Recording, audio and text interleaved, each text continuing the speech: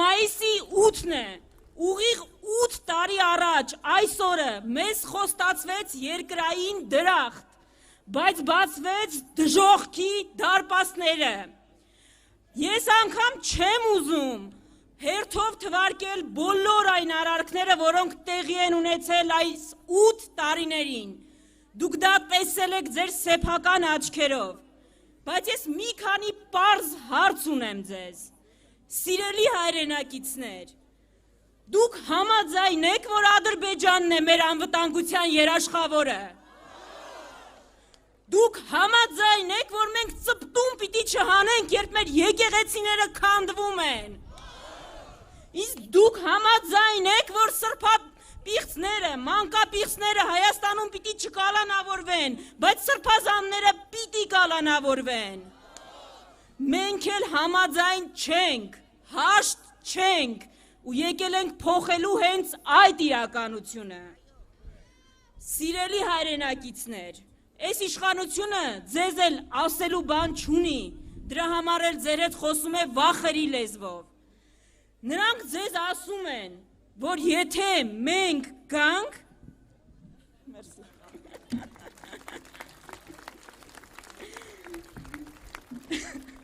նրանք ձեզ ասում են, որ եթե մենք գանք, վերադառնալու է անցյալը, բայց սիրելի հայրենակիցներ, մենք այստեղ չենք եկել անցյալը վերադարձնելու, մենք ձեզնից քվե չենք խնդրում, որպեսզի ետ գնանք, այստեղ ապագան կառուցողներն են, այստեղ մարդիկ են, ովքեր եկել են ձեզ վերադարձնելու ձեզնից գողացվածը, ձեր արժանապատվությունը, ձեր հպարտությունը,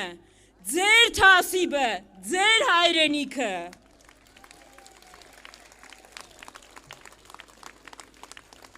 Մեզ մեղադրում են, որ եթե գանք պատերազմ ենք բերելու, բայց նրանք մոռանում են, որ մենք խաղաղություն բերողներն ենք, մենք ինքնիշխանության պաշտպաններն ենք, որովհետև մենք ամենալավը գիտենք դրա գինը։ Խնդրում եմ ձեզ, նայեք այս հարթակին, նայեք այստեղ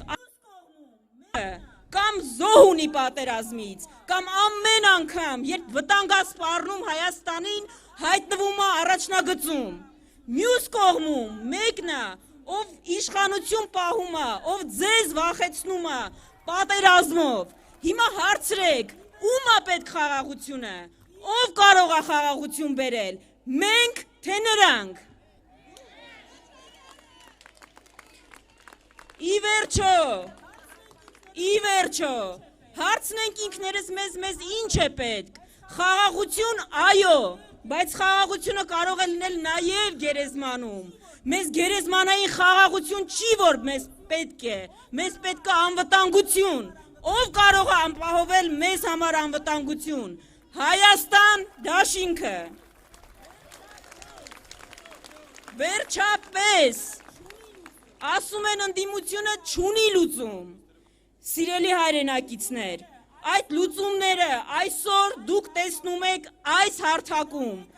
նայեք այս հարթակին, լուծումը կամակատարի փոխարեն բանակցող ունենալն է, լուծումը մայրաթոռի վրա հարձակվելու փոխարեն այն պաշտպանելն է, լուծումը թմրամոլությունը խրախուսելու փոխարեն այն արմատախիլ անելն է,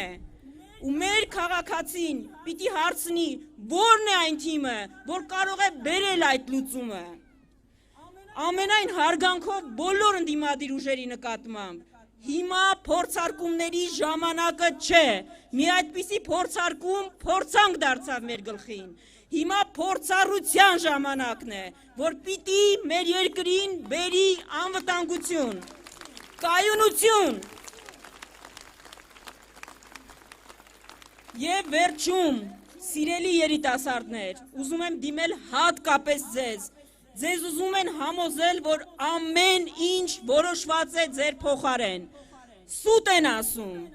Հայաստանի ապագան չի որոշվում Բաքվում, չի որոշվում Անկարայում, չի որոշվում Մոսկվայում, Վաշինգտոնում, որևէ մայրաքաղաքում,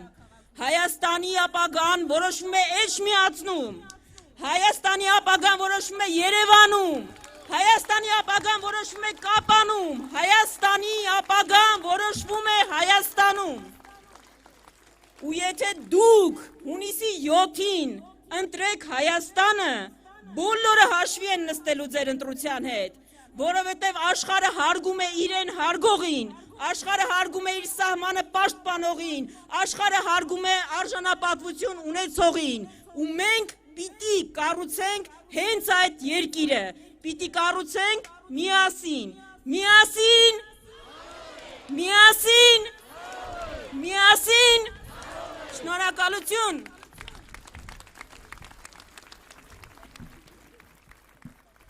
Սիրելի հայրենակիցներ, ետ չմտնալով ժամանակակից լուծումներից առաջարկում ենք այս պահին այստեղ մեկնարկել մի ֆլեշմոբ, որի միջոցով կփորձենք արտահայտել նաև սոցիալական հարթակներում, որտեղ որ հազարավոր և միլիոնավոր մարդիկ վստահ եմ հետևում են մեզ բոլորիս, որտեղ կփորձենք արտահայտել, թե ինչ է մեզ համար Հայաստանը, որտեղ կփորձենք ներկայացնել, թե ինչն է մեզ համար մեր հայրենիքը։ Մեր հայրենիքը մեր ընտանիքն է, մեր հայրենիքը մեր պետությունն է, մեր հայրենիքը մեր